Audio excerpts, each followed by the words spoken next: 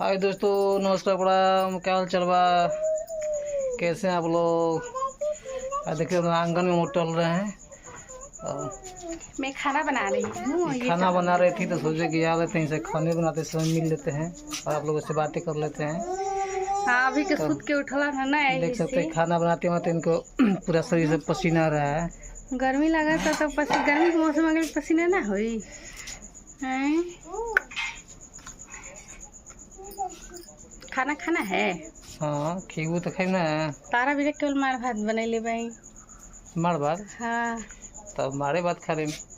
मारे भात खाई के मार बात खी तो मारे बात ना खाई, बताओ जा। हाँ, तारा बिना मार भात बनैले भाई, अपने बिना आलू बैगन के सब्जी पापड़। मैंने कहा मतलब बुरा आदमी है कि मार बात खाएंगे। तारा के मारे भात खा के मिली। तारा पता बना काहे के बुरा बड़ा बताओ। ठीक बा, कोनो बात नहीं कि हमारे बात खा लेंगे।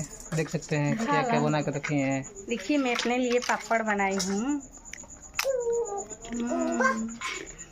तू ना खेबा, हम बस खाएं। खा तू, मैंने कहा पापड़ अपना बना कर रखी है, सब्जी बना कर रखी है, हर चीज़ बना कर रखी है।